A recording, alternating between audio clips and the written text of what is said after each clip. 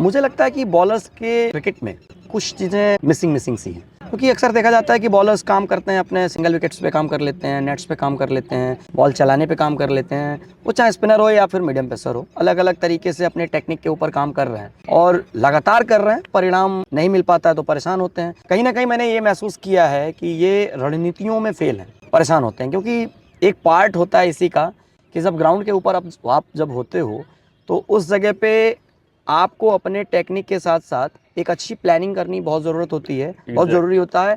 क्योंकि जब भी आप किसी मैच में हो तो आपको ये बात पता होना चाहिए कि आप किस विकेट पे हो, आप किन फील्डर्स के साथ हो, फील्ड प्लेसमेंट किस तरीके से लिए हुए हो, और इस तरीके की वॉटेवर बहुत सारी चीज़ें हैं जिनसे वो वंचित रह जाते हैं।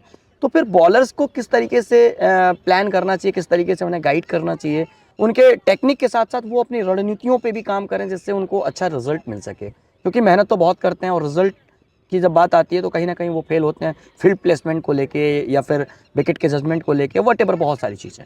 देखिए, फील्ड प्लेसमेंट जो होता है एक तरह से समझिए कि एक फाइनल स्टेज होती है बॉलर की। जब वो सब चीज़ें सीख चुका होता है तो वो ऑटोमेटिक फील्ड प्लेसमेंट को सीख लेता है। बहुत से मैंने वीडियोस बनते हैं, देखते हैं कि वो फील्ड प्लेसमेंट के बारे में बता देते हैं, कैसे लीजिए, आउट स्विंग में ऐसे, इन स्विंग में ऐसे लीजिए, ये लीजिए, वो लीजिए। जो कंप्लीट इन्फॉर्मेशन है वो मिस होती है। होता क्या है कि फील्ड प्लेसमेंट आता है हमारे विकेट के नेचर से। पहली बात, बॉलर को विकेट के नेचर के बारे में जब अच्छी नॉलेज है कि ये विकेट बिहेव कैसे कर रहा है। एक्चुअल में आप हमेशा विकेट के नेचर के अकॉर्डिंग ही बॉल डालोगे। ये एक मजबूरी है, एक अनिवार्यता है। आप ऐसा नहीं कर सकते कि विकेट लो चल रहा है और आप ऊपर बॉल डालोगे, या विकेट बहुत स्लो चल रहा है आप छोटा बॉल डालोगे। ये एक अनिवार्यता है कि आपको विकेट के अनुसार ही बॉल डालनी पड़ेगी और इस विकेट की समझ आपको आनी चाहिए कि विकेट का बिहेवियर कैसा है। विकेट के अकॉर्डिंग जब आप बॉल डालोगे तो बॉल के अकॉर्डिंग फिर आप फील्ड लोगे। तो फील्ड प्लेसमेंट कोई एक फिक्स चीज़ नहीं है, वो स्टार्ट होता है हमारे विकेट के बिहेवियर से, नेचर ऑफ विकेट।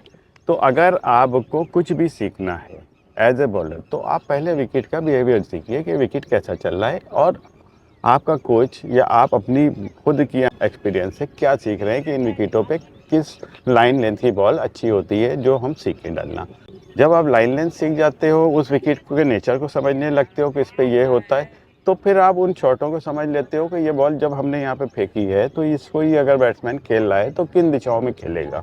तो आप उसी के अकॉर्डिंग फिर फील्ड लगाने लग जाते हो। तो जो फील्ड का प्लेसमेंट होता है वो विकेट के नेचर से रिलेटेड होता है कि आप विकेट के नेचर के अनुसार बॉल डाल लो, उस बॉल के अनुसार आप शॉट के अनुसार फील्ड प्लेस कर रहे हो। और एक चीज़ इसमें और एडिशन होती है कि बिहेवियर ऑफ बैट्समैन। वहाँ पे जहाँ पे बहुत ही सिंगल और डबल लेने वाले बैट्समैन होते हैं तो वहाँ पे आपको फील्ड का प्लेसमेंट अप रखना है, उनके सिंगल को कट करना है।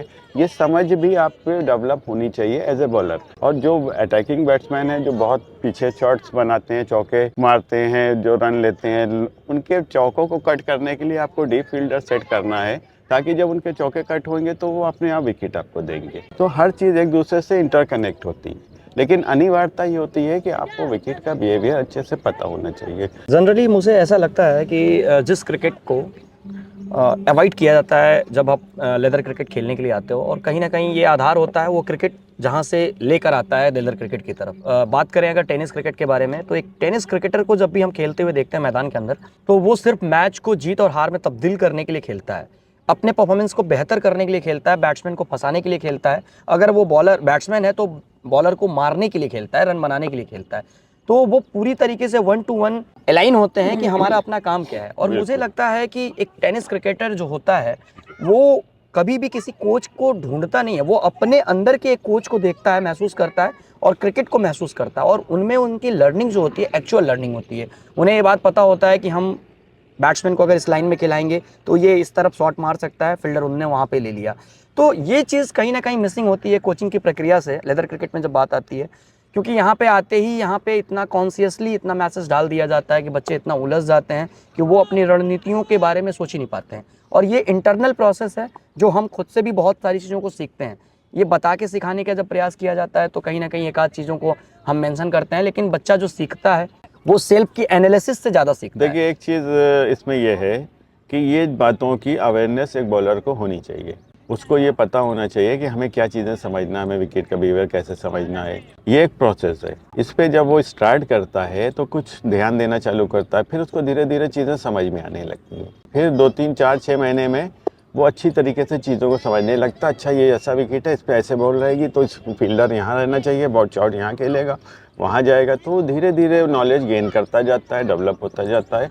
और यही एक लर्निंग का सीधा सा प्रोसेस होता है कि साल 2 साल के बाद बॉलर काफ़ी एक्सपीरियंस हो जाता है। जैसे जनरली देखा जाता है कि पेसर्स के बारे में अगर बात करें तो माहौल बनाया गया है ऐसा क्रिकेट के अंदर आज के समय में कि अगर आप बहुत तेज हो तो आप बहुत अच्छे बॉलर हो और अन्यथा आप बेकार हो। तो ऐसे देखा जाए तो अपने भारतीय जो माहौल है उसमें जो एक एवरेज स्पीड निकल के आती है 125 से 130 निकल के आती है, ऐसी जो श्रेणी है ये काफ़ी है। मतलब 80% बच्चे ऐसे हैं तो फिर उनके अंदर एक हताशा होती है कि मैं तो बेकार हूँ।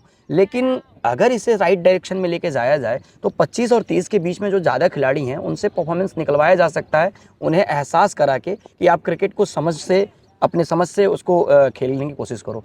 क्योंकि जब आप 125 130 या फिर 130 140 के बीच में होते हो या कहीं पे भी होते हो, उस टाइम पे निश्चित आपको फील्डर्स की आवश्यकता होती है, मैच खेलते समय विकेट की आवश्यकता होती है। अगर उन विकेट्स के हेल्प से आप गेंदबाजी कर रहे हो, अगर उन खिलाड़ियों फील्डर्स के हेल्प से आप गेंदबाजी कर रहे हो तो निश्चित आपके परफॉर्मेंस में सुधार आता है और आपका परफॉर्मेंस ऊपर की तरफ आता है। फिर आप अपने उस पेस पे भी आप एक अच्छा अपना परिणाम अच्छा दे सकते हो। ये भी आप बिल्कुल सही बात कह रहे हो कि पेस और एक्यूरेसी में बहुत डिफरेंस है। पेस जो आज के टाइम में हम अगर पेस में जाएंगे तो हम उंगलियों पे गिन सकते हैं कि जो जो 160 और 155 के अब गए हैं, तो वो गिनती कर सकते हैं कि 8 10 7 इतने बॉलर क्रिकेट के इतिहास में 200 साल के गिनती उंगलियों पे कर सकते हो। और वो जो पेसर थे, चाहे ली हो, चाहे अख्तर हो, चाहे और भी हो, तो वो अपने पूरे क्रिकेट करियर में जितना ज़्यादा इंजरी से सफ़र कर रहे हैं उतना शायद ही कोई कर रहा होगा। क्योंकि पेस, एक्स्ट्रा पेस हमेशा इंजरी साथ में लेके आता है, हमेशा। क्योंकि आप बायोमैकेनिक के उस 100% एफर्ट पे जाते हो जहाँ पे आपका शरीर अलाउ ही नहीं करता है आपको कि आप इतनी शक्ति को हमारे शरीर की यूज़ करो। फिर मुझे लगता है कि आप साल के मैच कितने खेलते हो, मैच का एवरेज परफॉर्मेंस क्या है, ये मैटर करता है। क्योंकि फाइनली आपको खेलना क्रिकेट है, न कि आपको बहुत दूर बॉल फेंकनी है या फिर बहुत तेज बॉल फेंकनी है। आप बॉल को, अगर बॉलर बनना है तो आपको बॉल के विकेट का नेचर, बैट्समैन का नेचर, अपनी फील्ड प्लेसमेंट और वो रणनीतियाँ कि कहाँ पे कौन सी बॉल को चेंज करना है, कहाँ पे स्लोअर मारनी, कहाँ पे कटर मारनी, कहाँ पे तेज़ करनी, कहाँ पे हैवी करनी, कहाँ पे स्लो करनी, कहाँ पे छोटी करनी, कहाँ पे बड़ी करनी, ये सारी नॉलेज एक बॉलर को चाहिए एक बॉलर बनने के लिए। और जहाँ एक्यूरेसी की बात आती है तो मैंने देखा मैकग्राथ, वसीम अकरम 130 32 35 इनकी मैं स्पीड, इसी स्पीड से उसके बाद और इससे भी नीचे आ गया 128 27। लेकिन ये लेजेंड थे। इन्होंने अपने पूरे क्रिकेट करियर में हमेशा मैचेस खेले, ये कभी भी इंजरी से आउट नहीं हुए। क्योंकि इन्होंने अपनी बायोमैकेनिक पे नहीं, अपनी क्षमता, बॉलिंग क्षमता पे भरोसा किया, अपनी स्विंग पे भरोसा किया, अपनी एक्यूरेसी पे भरोसा किया और अपनी नॉलेज पे भरोसा किया कि कहाँ पे कैसे हमको बॉल डालना है, कहाँ पे कैसे हमको विकेट लेना है। और ये सब 500 600 के क्लब में गए विकेटों के। आज भी इनको आप नाम लोगे तो एक सम्मान आएगा कि वाकई में ये हुए। तो सीधी सी बात है कि आपको कि इंजर्ड तेज़ बॉलर बनने से लाख गुना अच्छा है कि आप एक एक्यूरेट और रेगुलर खेलने वाला बॉल बनने के लिए जाओ ना। क्या ज़रूरत है कि हम और जो अब तुम अगर फास्ट बॉलर में जाओगे ना, जिन्होंने इतनी भाई फेंकी है, तो उनका शरीर या उनका वेट देखोगे ना, या उनकी बॉडी का स्ट्रक्चर देखोगे ना, तब तुम्हें लगेगा कि वो क्या है और तुम क्या हो। आप 50 किलो के 60 किलो हो के 160 की फेंकने की सोच रहे हो, आपकी मसल्स इतनी सी हो रही हैं, आपके आर्म्स इतने से हैं, रिस्ट इतनी सी है, थाई है ही नहीं, काफ है ही नहीं। अगर आप जाओगे अख्तर कोहली को देखोगे तो इतनी बड़ी थाई, इतनी मसल डेवलपमेंट, इतनी चेस्ट, ये हाइट, सब कुछ होने के बाद उन्होंने इससे फेंका ना। ये समझना चाहिए ना कि नेचर ने आपको क्या दिया है। अगर नेचर ने आपको 5 फीट 6 इंच की हाइट दी है तो आप शोएब अख्तर की तरह बॉल को थोड़ी फेंक पाओगे। आप तो जो आपको दिया है आप उसको यूज़ करना सीखो ना। लेकिन आप एक्यूरेसी तो सीख सकते हो ना, आप 4 फीट की हाइट में भी एक्यूरेसी से बॉल फेंक सकते हो। तो आपका मेन फोकस नॉलेज में होना चाहिए कि बॉलिंग नॉलेज हमारी क्या है और बॉलिंग से जुड़ी हुई जितनी चीज़ें हैं उसकी नॉलेज हमको क्या है, ग्राउंड की नॉलेज, विकेट की नॉलेज, बैट्समैन की नॉलेज, फील्डिंग की नॉलेज, XYZ स्लो विकेट है, फास्ट विकेट है, स्लो आउटफील्ड है, फास्ट आउटफील्ड है, उसकी भी पोजीशन अलग होती है। अगर आउटफील्ड बहुत स्लो है तो आपको पीछे फील्डर रखने की ज़रूरत ही नहीं, आप ऊपर रखेंगे। अगर बॉल बाई चांस छुटती है तो आप उसको दौड़ के भी पकड़ सकते हैं। आपने पीछे रख लिया, उसने यूँ करे 2 रन ले लिए, तो बिल्कुल, ये नॉलेज आप कहाँ से लाओगे? मुझे लगता है कि बातचीत का निष्कर्ष हमारे पास है। अगर आप क्रिकेटर हैं और बॉलर हैं या फिर बल्लेबाज हैं, फील्डर हैं, किसी भी पार्ट में अगर आप वर्क कर रहे हैं तो आप अपने अहम कार्य को पहले समझें। अगर आप बॉलर हैं तो आपकी जिम्मेदारी है कम रन खर्च करें और अच्छे विकेट्स निकालें। अगर आप बैट्समैन हैं तो आपकी जिम्मेदारी है कि आप ज़्यादा से ज़्यादा रन बनाकर दें। अगर फाइनली आपका ब्रेन इस तरीके से सेंटर लाइन है और आपके कोच साहब भी आपके साथ इस तरीके से सेंटर लाइन है, तो रणनीतियाँ बनेंगी तकनीकी के साथ साथ, और वो फिर आपके लिए बहुत कारगर होगा, क्योंकि फाइनली आपको आके खेलना क्रिकेट ही है और क्रिकेट उसी विकेट पे खेलना होगा जिस विकेट पे खेलने से आप उस शिखर तक पहुंचेंगे। उसी ग्राउंड के अंदर खेलना होगा। तो रणनीतियों का बहुत बड़ा योगदान है, और ये रणनीतियां आप तभी बना पाओगे जब आप अपने मन के समंदर में होगे और आप खुद से भी रिसर्च कर रहे होगे आपके कोच के साथ साथ कि किस तरीके से क्या प्लान किया जाए जिससे हम एक अच्छे इकोनॉमी वाले बॉलर बने और अच्छा विकेट टेकर बॉलर बने, और किस तरीके से हम अच्छी बल्लेबाजी करें जिससे हम ज़्यादा से ज़्यादा रन बना सकें, ज़्यादा से ज़्यादा बॉल खेल सकें।